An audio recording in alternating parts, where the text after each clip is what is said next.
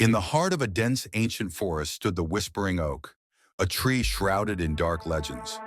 Locals believed it was cursed, absorbing the souls of those who ventured too close, leaving behind only echoes of their final, terrified moments. One rainy evening, four friends, Tom, Ellen, Mike, and Jess, set out on a hiking trip. As night fell and the sky darkened, they realized they were hopelessly lost. Their map had become soggy and unreadable, and their compass spun wildly, as if affected by some unseen force. Desperate for shelter, they stumbled upon the towering Whispering Oak, its branches stretched out like skeletal arms, offering a meager reprieve from the relentless rain. The friends, shivering and exhausted, decided to set up camp beneath the tree, unaware of its sinister reputation. As they huddled around a small fire, attempting to dry their clothes and lift their spirits with stories and laughter, an eerie silence fell over the forest. The usual sounds of nocturnal animals were absent, replaced by an unsettling quiet.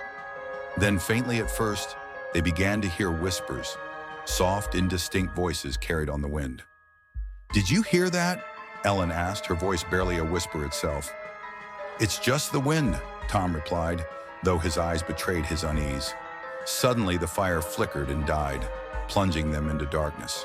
The whispers grew louder, more insistent, seeming to come from the tree itself. The friends' flashlights cast feeble beams that barely penetrated the surrounding gloom. Out of the darkness, a figure emerged from the trunk of the Whispering Oak. It was tall and gaunt, with hollow eyes and a twisted smile.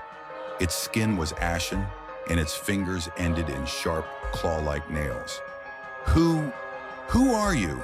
Mike stammered, his voice shaking. The figure's smile widened, revealing rows of jagged, sharp teeth. "I am the guardian of the Whispering Oak," it hissed, "and you have trespassed." The ground beneath them began to tremble. Roots snaked out from the tree, wrapping around their legs and pulling them toward the gnarled trunk. They screamed and struggled, but the roots held them fast. Ellen tried to cut the roots with her pocket knife, but they were too strong and sinewy.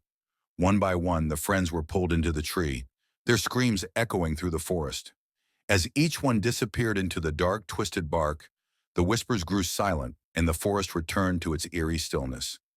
The next morning, a search party found the campsite.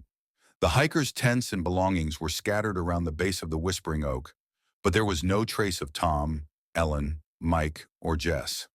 The searchers noted the unnatural stillness of the forest and the tree's oppressive presence.